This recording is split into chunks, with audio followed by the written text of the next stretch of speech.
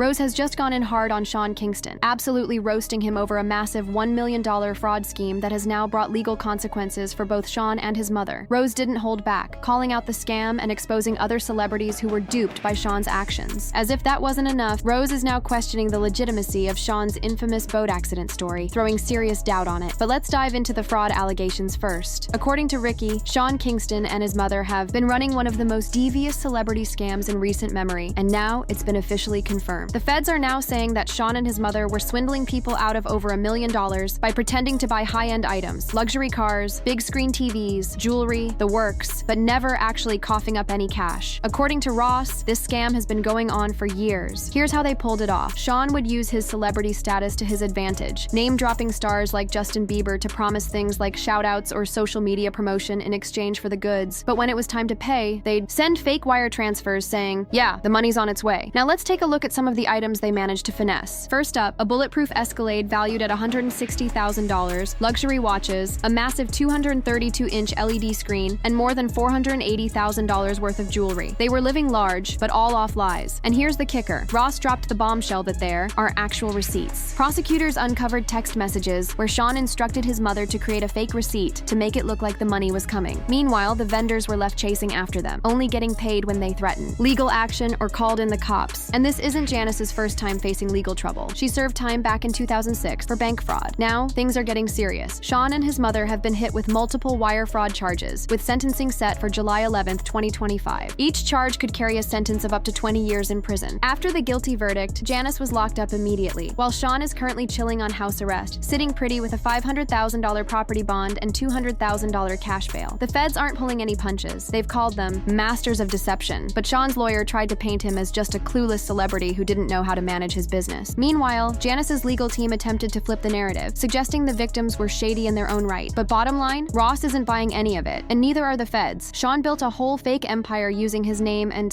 fame, but the feds just pulled the rug right out from under him. Let's not act like this hasn't been happening for a while. Now, let's revisit that infamous boat accident story. Back in 2011, singer Sean Kingston was hospitalized after crashing a jet ski into a bridge. The Florida Fish and Wildlife Conservation Commission reported that both Kingston and a female passenger were injured when their watercraft collided with the Palm Island Bridge. At the time, it was all over the news, but looking back, it's starting to feel more and more like a staged event. Now, officially, that jet ski accident was a tragic, near-death experience. Kingston tore his aorta, broke ribs, shattered his wrist, and nearly drowned. He was in critical condition, had to undergo emergency open heart surgery, and spent over 3 weeks in the hospital. Doctors even said it seemed like he tried to die a couple of times during the ordeal. After the crash, the story took on a whole new life. Sean Kingston himself recounted the moments leading up to it, saying, "An hour later, I wanted that hour to ride again. I was speeding, no lie. I couldn't slow down in time, so I hit the bridge. I was going 65 miles per hour, and the impact was so powerful that it tore my aorta, the tube that connects to the heart, running the blood through the body." But when you think about it, things were already looking bleak for Sean before that accident. His buzz was fading. While Beautiful Girls had its moment, and the Justin Bieber cosign gave him some shine, his career was dimming. Then, out of nowhere, he crashes his jet ski into a bridge with a woman on the back. Suddenly, he's trending again. People are talking about him. Celebrities are tweeting their prayers, and the media is spinning a full sympathy arc for him. His comeback album is even titled Back to Life. Now, that could either be the most poetic coincidence ever, or a well-calculated rebrand move. If you know how the game works, you might start to wonder. In the industry, nothing's really off the table. Rick Ross would probably say, "I know the game. When the buzz starts to fade, you have to find a new way to make noise." Sometimes, that noise comes with a little splash, and honestly, he's not wrong. Artists have staged everything from fake relationships to full-on beefs. A near-death story? That's pure headline gold. Even though Kingston's post-accident singles didn't exactly soar on the charts, people suddenly became invested in his story. He went from being a fading artist to an inspirational figure almost overnight. It's the kind of comeback that keeps the spotlight firmly on you, whether it's real or not. Sean Kingston's lifestyle changes and newfound energy after the crash were all part of a serious rebrand. He used that tragedy to reshape his public image, no doubt about it. To be fair though, the injuries were real. The body imprints on the bridge were documented, and there were witnesses, fines, and medical records to back it up. There's no solid evidence suggesting that the accident was staged. Officially, it was ruled as an accident caused by speeding and inexperience. So no, it wasn't some evil genius PR plot. But did he use it to create a new narrative for his career? Absolutely. That man turned a near-death experience into the perfect rollout for his comeback. Now, Sean could have staged the accident, but if he did, he definitely went too far. Whatever the case, the jig is up. After he and his mom were found guilty of fraud, it's clear they used famous names scams to lure in their real victims, business owners, and vendors. One of the major moves Sean allegedly pulled was claiming he was working on projects with Justin Bieber. He supposedly told a high-end jeweler that he and Bieber had a deal in the works, and if the jeweler gave him jewelry, it would all pay off once the deal with Bieber went through. Sean Kingston was allegedly playing the game hard, convincing vendors that if they gave him expensive items like a $285,000 Audemars pig watch, they'd get exposure through Justin Bieber. These vendors thought they were entering into celebrity collaborations, but in reality, they were being scammed, and it didn't end there. Prosecutors say Kingston would tell vendors that if they gave him goods like cars, furniture, or jewelry, he could get their products into the hands of other celebrities, selling the illusion of a VIP pass to Hollywood without ever actually having the access he claimed. What's wild, though, is that none of these celebrities were actually involved. There's no evidence that Justin Bieber or anyone else knew their names were being used. Sean was just leveraging the aura of celebrity to run his scam. The real victims? Business owners, jewelers, car dealerships, banks, and furniture sellers who trusted his so-called celebrity connections and ended up getting robbed blind. One jeweler lost nearly $300,000, a Cadillac dealer was shorted $160,000, and a furniture supplier was out $86,000. And the bank fraud? That's another level. Sean and his mom pulled over $300,000 from Bank of America. This whole scheme was full-on organized fraud, with Sean using fake documents, including with First Republic, to pull off the scam. The sickest part of the whole thing is that Sean used his fame as both a shield and a weapon. He knew that people would let their guard down if they thought they were dealing with someone connected to the world of celebrities. That's what made it so dangerous. Now, why did Rick Ross, of all people, decide to speak up about this? Well, here's the reason. When you talk about Ross and Kingston, you're talking over 17 years of collaboration, cameos, cosigns, and a quiet loyalty between them. But with all of Kingston's recent fraud drama, people are starting to question those long-standing ties. Ross is no stranger to the industry's inner workings, and it's clear he sees things for what they really are. People are starting to side-eye the connection between Rick Ross and Sean Kingston, wondering, was Ross just being a big brother, or was he turning a blind eye to something deeper? Let's rewind to the early days. Sean was young, rich, and popping off of beautiful girls, while Ross was already the boss of Miami. Their relationship was tight from the jump. Kingston even called Ross his big brother, saying the man would pull up no questions asked. This wasn't just about music industry acquaintances. They were hooping at Ross's house, rolling in the same Miami circles and sharing stages and music. Video cameos like it was nothing. And that Miami connection? Anyone who knows the South Florida scene knows it's about more than just palm trees and penthouses. It's about alliances, mutual favors, and loyalty codes. Remember when Ross needed support? Sean was there for him. He made sure to publicly show love, saying, "Rick Ross, I was in critical condition. I was in the hospital. I was on my deathbed. I understand what you're going through. Prayers up, man. You are a beautiful person. You're a great dad. You have a beautiful family." It was more than just a shout out. It was real, heartfelt loyalty. Over the years, Sean and Ross didn't slow down. From Colors to Moneybag, these two kept their links strong, long past the point when most people wrote Sean off. But Ross has a reputation for cutting ties quickly if things get messy. Just ask 50 Cent, ask Birdman, even ask me. Now we're seeing that same thing play out with Sean Kingston. With Sean facing serious charges for fraud, scams, and being knee-deep in shady business with his mom, Ross isn't coming to the rescue at all. Some are even wondering if Ross knew about Kingston's hustle before it all blew up. Not saying he was involved, but with their long history, it's hard not to wonder how much Ross knew. It's hard to believe Ross wasn't involved in some way. When you're in the music industry, you hear the whispers. And when you've been this close to someone for so long, it's tough to think you didn't catch some signs. So, first things first, mark your calendars. Sean's sentencing is set for July 11th, 2025. That's when we'll find out if he's headed to prison and for how long. And let me tell you, the numbers floating around are serious. He's facing up to 20 years per charge, and with multiple wire fraud counts stacked up, if the court wanted to make an example out of him, they could. However, sentences might run concurrently, meaning he might not serve the full stretch. Here's where things get complicated, though. Sean is technically a first-time federal offender, which usually helps people get a lighter sentence, but prosecutors are coming in hot, calling him and his mom masters of deception. Plus, don't forget, his mom already has a prior fraud conviction from 2006, and that history isn't helping their case. As of now, Sean isn't exactly free. He's under house arrest, rocking that ankle monitor. Sean must be sitting there, trying to figure out where everything went wrong. In order to stay out of jail until his sentencing, he had to pay a $200,000 cash deposit and also put up a $500,000 property bond. That's a total of $700,000 just to be able to sleep in his own bed, which is a huge amount of money to pay for freedom in the meantime. But things aren't over for him just yet. His legal team has already stated that they plan to appeal the verdict. This means that his jail time might be delayed while the appeal is in process. While this is going on, his mother's lawyer is also fighting back. The lawyer argues that some of the vendors involved in the case were acting suspiciously themselves. According to him, these vendors were allegedly calling people fraudsters, which raises the question of how much blame should be placed on them as well. Now let's take a closer look at the fact factors that will play a role in Sean's sentencing. First, there's the scale of the crime. We're talking about a scam that involved more than $1 million worth of goods, including luxury items like cars, expensive watches, and high-end TVs. The authorities will definitely consider the size of the operation when deciding how to punish Sean for his actions.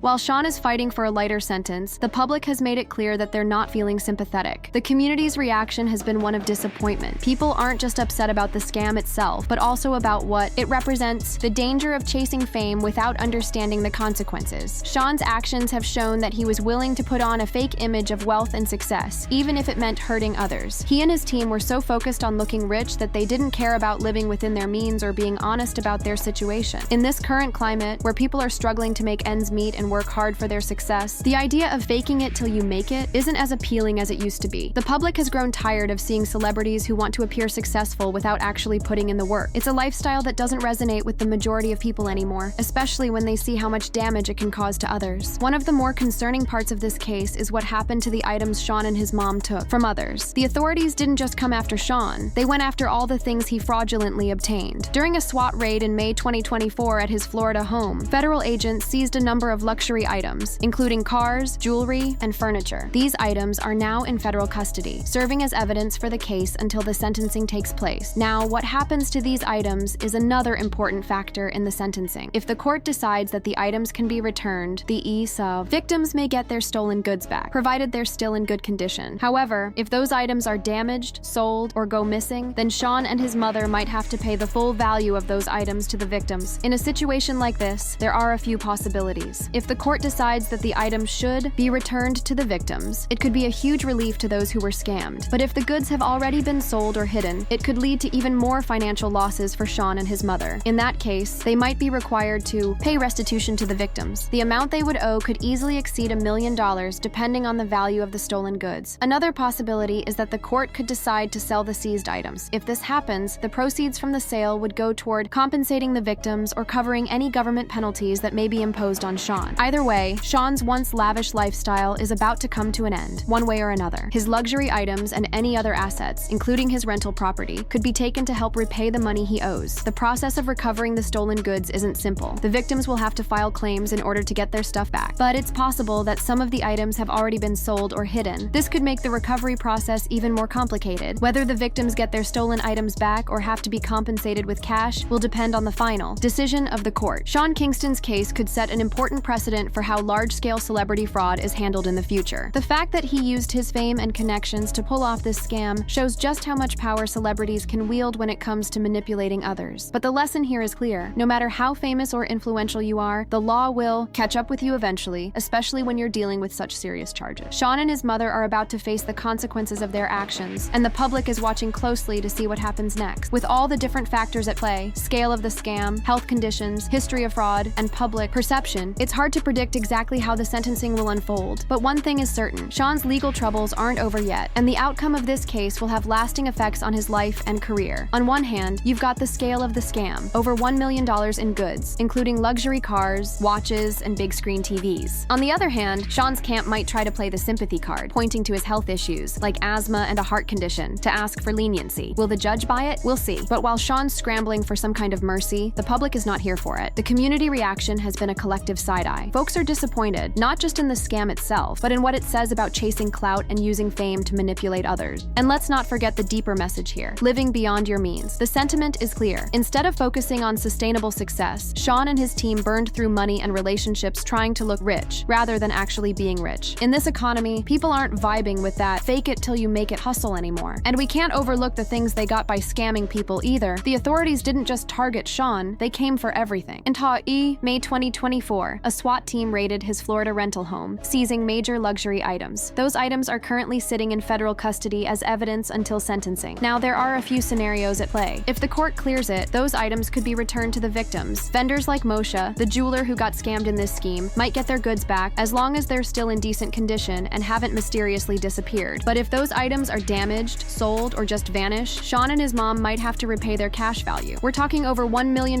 in stolen goods, and the price to make it right could be steep. The scam. If the Escalade has a few dents, or that watch can't be found, it's going to cost Sean and his mom. If the court decides to go the forfeiture route, they might sell those items off, and the proceeds would either go to victim restitution or be used to cover government penalties. Either way, Sean's luxury lifestyle is getting liquidated, one way or another. And don't forget, other assets like his rental property could also be seized to pay the bill. The feds have plenty of options when it comes to making sure victims get what they're owed. Now, there's a messy legal process ahead. Victims will have to file claims to get their stolen goods back, and it's possible some of those items have already been sold, hidden, or not even reported, which could complicate the recovery process. The court's final decision will determine whether those stolen items are returned to their rightful owners or if they'll have to be repaid in cash. And don't think this is the end of it. This case could set a major precedent, especially given the size and scope of the scam. The ripple effect from this could influence how future fraud cases are handled. Comes to holding people accountable, especially in a case as big as this. Kingston's fraud case isn't just about jail time. It's about reparations for the victims and the forfeiture of everything he illegally acquired. By the time July 11th rolls around and sentencing happens, the feds will have figured out what happens to all those seized items, and that could directly impact the final sentence. Restitution is coming one way or another. Whether it's the flashy cars and watches being returned or cold, hard cash, Kingston and his mom are going to pay for what they've done. The feds don't play when it comes to making sure justice is served, and in this case, the consequences will be far-reaching. Might have thought he could pull off the perfect scam, using his celebrity status as a shield, but the feds aren't backing down. This wasn't some quiet, behind-the-scenes hustle. It was a full-on flex-turned-fraud that got caught in the spotlight. And as for the music, there's something to be said about that too. Sean Kingston's career has been on life support since the 2010s, but who knows? Maybe after all this, he'll manage a comeback story, drop a documentary, or even go on a redemption tour. Stranger things have happened in this industry, but for now, that comeback is on pause. The bottom line is that Sean Kingston's future is hanging in the balance, and it's uncertain whether he can turn things around or if he'll face the consequences of his actions. Wasn't enough to meet the court's requirements. The court wasn't buying it, and they made it clear that the property didn't cut it. Sean Kingston's team thought they could play the system, but the feds were ahead of the game. The whole situation just adds to the mounting evidence that things aren't looking great for him. Sure, he might dodge the harshest sentence thanks to the appeal, but with all the receipts the feds have, it's hard to see a clean escape. The public's disappointed, and time's ticking. July 11th could change everything, and right now, Sean is caught between trying to stay out on house arrest and the reality of facing a serious reckoning. Those probably weren't enough to cover the eye. Massive amounts of debt he racked up. So, when it came time to pay for the bond release, he was short and couldn't scrape together that extra $100,000. Now he's facing the consequences. The flashy lifestyle, the luxury cars, the high-end jewelry, all of it was built on lies. None of it was his to begin with. The Escalade, the giant LED screens, even the jewelry were part of the fraudulent scheme. So when it came time to cough up the money for his freedom, he had nothing left to offer. Sean Kingston's been living in a world of smoke and mirrors, and now it's all catching up to him. With his biggest income streams in the past being performance gigs and collaborations that probably didn't bring in the big bucks, he's stuck with nothing but a mountain of legal trouble. It's definitely a messy situation, and the fact that Sean Kingston teamed up with his mom for such a big scam makes it all the more shocking. It's one thing to have your career hit a rough patch, but when you start scamming people, especially through the